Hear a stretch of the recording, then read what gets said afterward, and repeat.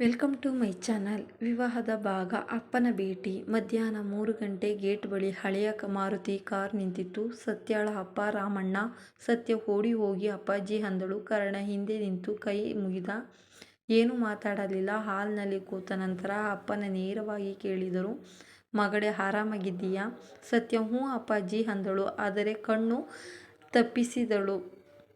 ಅಪ್ಪ ಕರ್ಣನ ಕಡೆ ತಿರುಗಿ, ಕರ್ಣ, ನಾನು ಸಾಲ ತೀರಿಸಲು ಮಗಳನ್ನು ಕೊಟ್ಟೆ ಅಂತ ಊರಲ್ಲಿ ಮಾತಾಡ್ತಾರೆ, ನಿಜನಾ? ಕರ್ಣ ಒಂದು ಕ್ಷಣ ಸುಮ್ಮನೆ ನಿಂತ.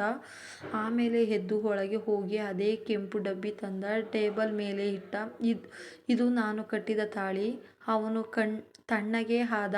ನಿಮ್ಮ ಸಾಲಕ್ಕೆ ನಾನು ದುಡ್ಡು ಕೊಟ್ಟೆ, ಅದು ನಿಜ. ಅಂದರೆ ನಿಮ್ಮ ಮಗಳನ್ನು ನಾನು ಕೊಂಡುಕೊಂಡಿಲ್ಲ, ನಾನು ಅವಳನ್ನು ಕಟ್ಟಿಕೊಂಡಿದ್ದೀನಿ. ರಾಮಣ್ಣನ ಕಣ್ಣು ತುಂಬಿತು. ಅವಳು ಓದಬೇಕು ಅಂತ ಕನಸು ಕಂಡಿದ್ದವಳು.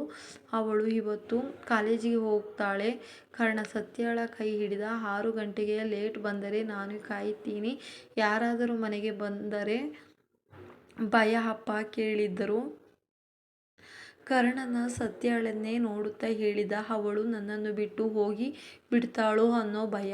ಯಾಕಂದ್ರೆ ನಾನು ಅವಳನ್ನು ಪ್ರೀತಿಯಿಂದ ಮದುವೆ ಆಗಿಲ್ಲ. ಅವಳು ನನ್ನನ್ನು ಪ್ರೀತಿಯಿಂದ ಒಪ್ಪಿಲ್ಲ. ಹಾಗಾಗಿ ನಾನು ಪ್ರತಿದಿನ ಅವಳನ್ನು ಗೆಲ್ಲಬೇಕು. ಸತ್ಯ ಮೊದಲ ಬಾರಿ ಅಪ್ಪನ ಎದುರು ಕರ್ಣನ ಕೈಯಲ್ಲಿ ಬಿಗಿಯಾಗಿ ಹಿಡಿದನು.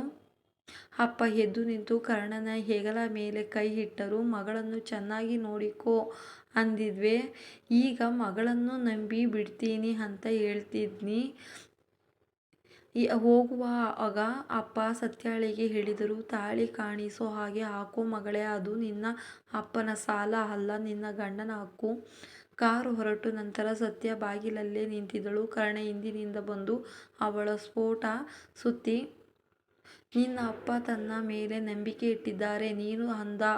ನಿನ್ನ ತಿರುಗಿ ಅವನ ಎದೆಯ ಮೇಲೆ ಇಟ್ಟು, ನಾನು ಇನ್ನೂ ಪ್ರೀತಿಸುತ್ತಾ ಇಲ್ಲ.